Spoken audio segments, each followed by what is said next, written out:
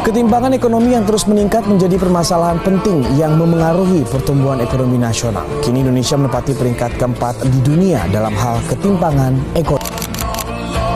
Kemiskinan menyisakan persoalan ketimpangan. Sebuah penelitian mengungkapkan bahwa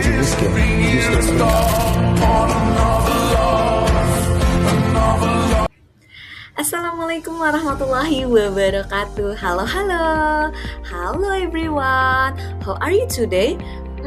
I hope you are always doing well. Oke, pada kesempatan kali ini kita akan belajar bersama Kak Dina. Jadi teman-teman semua bisa panggil Kak Dina ya selama proses pembelajaran.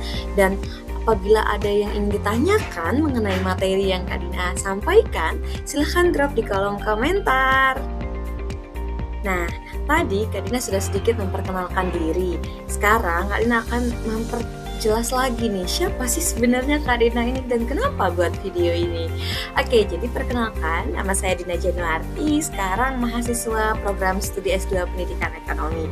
Nah, sekarang Kak Dina akan menjelaskan, Kak Dina akan membuat video mengenai materi pembangunan ekonomi yang ada pada pembelajaran ekonomi di kelas 11. Nah, pada kali ini kita tidak hanya mempelajari pembangunan ekonomi teman-teman semuanya. Bersama Kak Dina kita akan membahas mengenai masalah-masalah pembangunan ekonomi juga. Di dalamnya ada kemiskinan, ada pengangguran, dan ketimpangan. So, stay tune di video Kak Dina hingga akhir ya, karena di akhir akan ada hal-hal spesial yang buat teman-teman penasaran.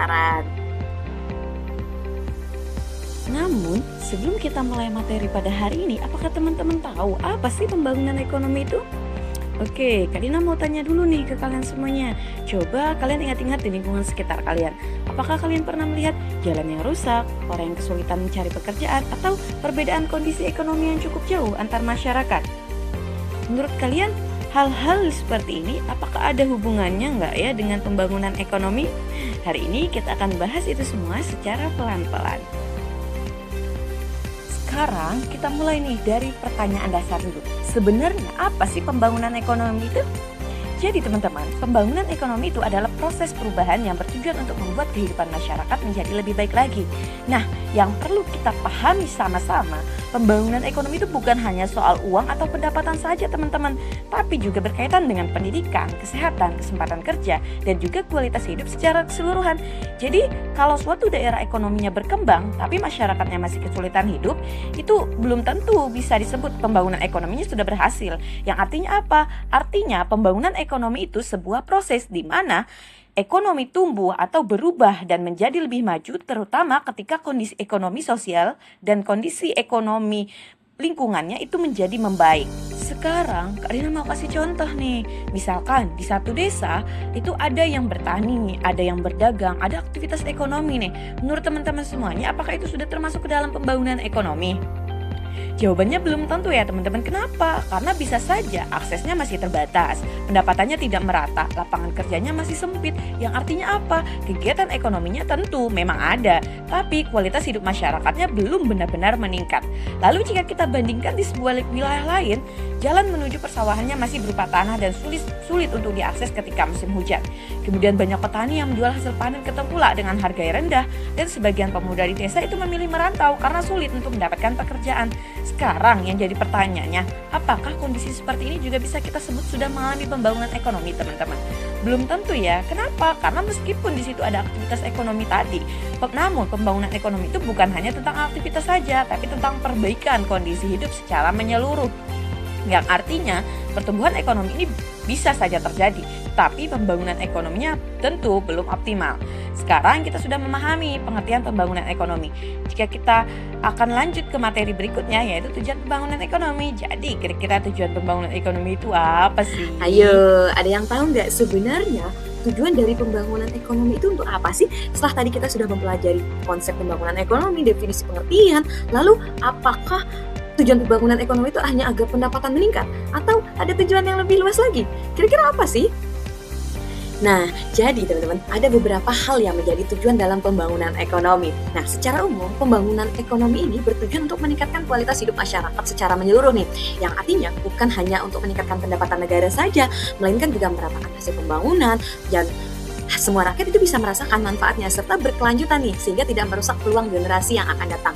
Namun supaya kamu lebih mudah untuk memahami dari tujuan pembangunan ekonomi, maka coba kita lihat tujuan pembangunan ekonomi di lingkungan sekitar kita seperti apa. Oke, yang pertama, di sini ada untuk meningkatkan kesejahteraan masyarakat.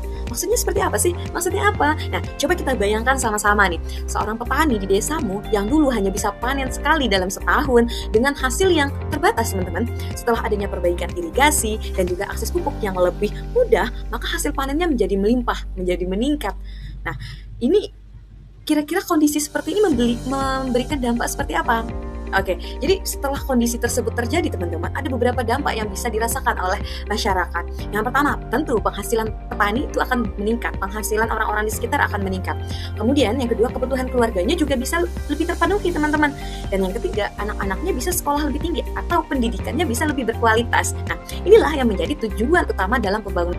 Nah, untuk tujuan yang kedua dalam pembangunan ekonomi yaitu mengurangi pengangguran nih. Sekarang coba kamu perhatikan, kenapa banyak pemuda desa itu memilih merantau ke kota?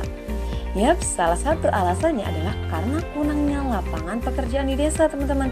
Jika pembangunan ekonomi bisa berjalan dengan baik, maka pasti akan muncul nih usaha-usaha baru, industri kecil berkembang, dan kesempatan kerja juga semakin luas. Yang artinya apa? Masyarakat itu tidak harus meninggalkan daerahnya untuk mencari pekerjaan. Nah, lalu tujuan yang ketiga adalah untuk mengurangi ketimpangan ekonomi.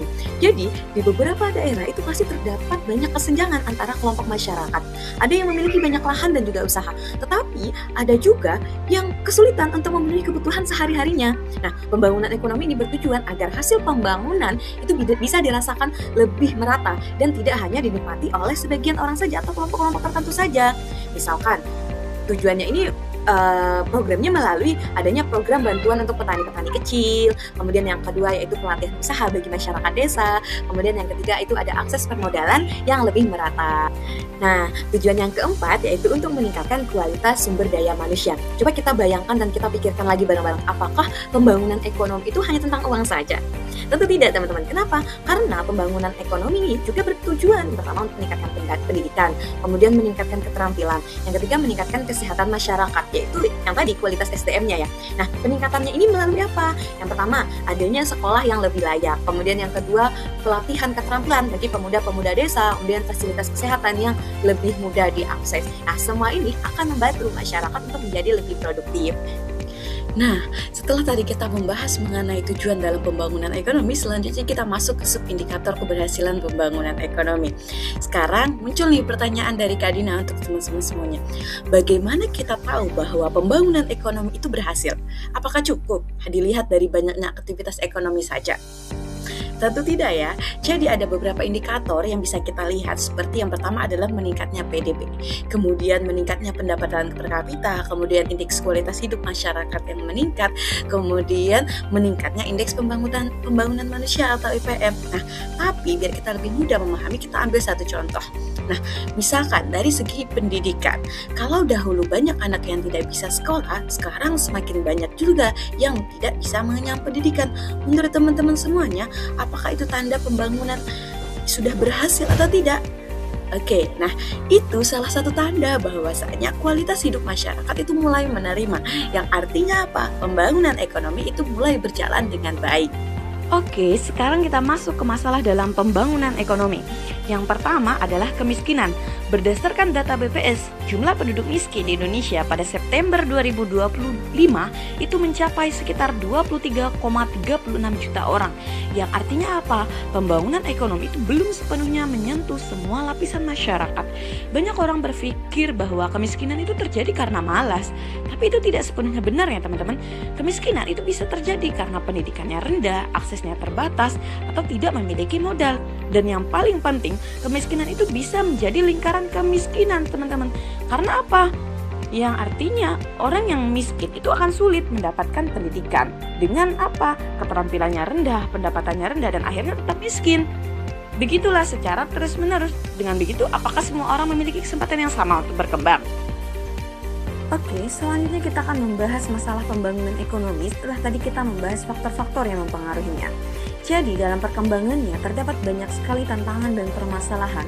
Meskipun terjadi pada tingkatan yang bervariasi, masalah ini tetap mempengaruhi banyak negara berkembang dan industri. Di negara berkembang seperti Indonesia, salah satunya itu terdapat beberapa tantangan dalam kemajuan perekonomian. Di antaranya kemiskinan, ketimpangan pendapatan, kurangnya pekerjaan, pertumbuhan ekonomi yang berbeda antar wilayah, populasi yang sangat berkembang pesat, tingkat pendidikan rendah, namun inflasinya tinggi. Nah, realita yang sering kali kita temui di lingkungan sekitar, kemiskinan ini sering terlihat dari rumah yang kurang layak, akses pendidikan yang terbatas, hingga pekerjaan yang tidak tetap. Pengangguran juga sering terjadi karena lapangan kerja yang terbatas, sehingga banyak sekali masyarakat hanya bekerja musiman di waktu panen saja. Sementara itu, ketimpangan juga bisa dilihat dari perbedaan mencolok antara pemilik lahan luas dengan buruh tani. Meskipun Indonesia telah berhasil menurunkan angka kemiskinan melalui program pemerintah dan pemulihan ekonomi, namun manfaat yang dirasakan belum merata ke semua lapisan masyarakat. Oke, sekarang kita masuk ke masalah dalam pembangunan ekonomi. Yang pertama adalah kemiskinan. Berdasarkan data BPS, jumlah penduduk miskin di Indonesia pada September 2025 itu mencapai sekitar 23,36 juta orang. Yang artinya apa? Pembangunan ekonomi itu belum sepenuhnya menyentuh semua lapisan masyarakat. Banyak orang berpikir bahwa kemiskinan itu terjadi karena malas. Tapi itu tidak sepenuhnya benar ya teman-teman. Kemiskinan itu bisa terjadi karena pendidikannya rendah, aksesnya terbatas, atau tidak memiliki modal. Dan yang paling penting, kemiskinan itu bisa menjadi lingkaran kemiskinan teman-teman. Karena apa? Yang artinya orang yang miskin itu akan sulit mendapatkan pendidikan. Dengan apa? Keterampilannya rendah, pendapatannya rendah, dan akhirnya tetap miskin. Begitulah secara terus-menerus. Dengan begitu, apakah semua orang memiliki kesempatan yang sama untuk berkembang? Oke teman-teman, kita lanjut ke masalah berikutnya nih, yaitu pengangguran. Nah, coba kalian pikirkan, kenapa banyak orang ingin bekerja, tapi tetap tidak mendapatkan pekerjaan? Nah, jadi terdapat beberapa penyebab nih. Yang pertama yaitu jumlah pencari kerjanya tentu lebih banyak dari lapangan pekerjaan. Kemudian keterampilan tidak sesuai dengan kebutuhan atau biasa kita kenal dengan mismatch. Akibatnya apa? Daya beli masyarakatnya menjadi menurun dan tentunya perekonomian menjadi melambat karena aktivitas ekonomi menjadi melambat. Pastinya tingginya angka pengangguran ini menjadi tantangan tersendiri bagi pemerintah. Kemudian ada sebuah artikel nih yang menyatakan bahwasanya terdapat 10 juta Gen Z di Indonesia yang menganggur di tahun 2024. Para pendidik mengingatkan nih agar anak muda tidak hanya menjadi komoditas politik, melainkan juga menjadi generasi yang kreatif, adaptif, dan melek terhadap teknologi. Tingginya angka pengangguran ini tentu menjadi tantangan bagi si pemerintah.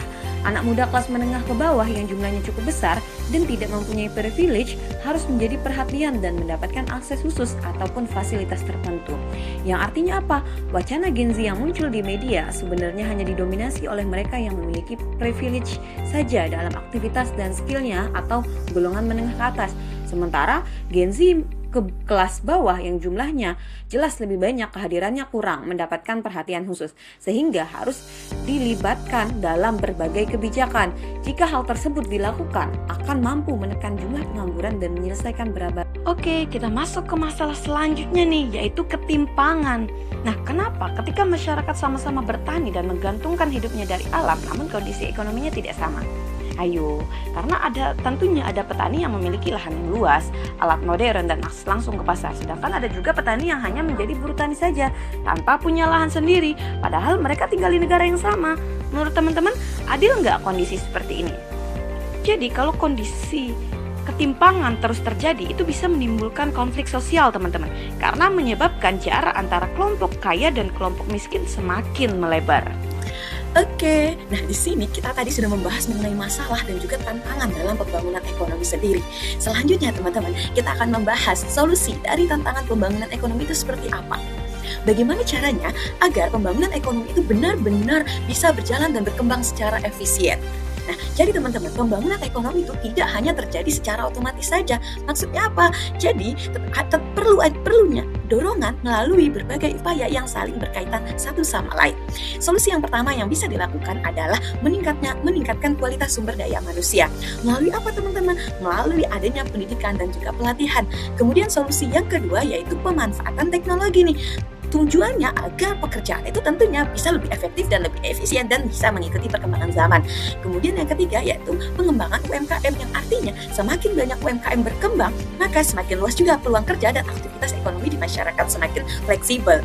Kemudian yang keempat di situ adalah perluasan akses yang adil. Nah, di sini maksudnya akses diberikan oleh baik modal maupun tenaga kerja itu bisa secara merata. Pendidikan, kesehatan, dan ekonomi itu tidak secara sendiri-sendiri, tidak dipilih-pilih, namun bisa aksesnya lebih merata. Nah, teman-teman, jadi pembangunan ekonomi itu bukan hanya tentang pertumbuhan saja, bukan tentang menjadi lebih baik saja, melainkan keempat ini memiliki andil yang cukup erat dan memiliki keterkaitan satu sama lain bagi semua orang dan pastinya bermanfaat untuk semuanya. Tibalah kita pada kesimpulan, tapi sebelum itu Kak Dina mau menyampaikan bahwasanya keempat upaya tadi itu saling berkaitan dan tidak bisa berdiri sendiri-sendiri. Mulai dari SDM-nya yang berkualitas itu sangat didukung oleh teknologi, kemudian diperkuat oleh UMKM dan dipermudah oleh akses modal serta pasar. Dengan begitu akan mempercepat pembangunan ekonomi secara lebih merata.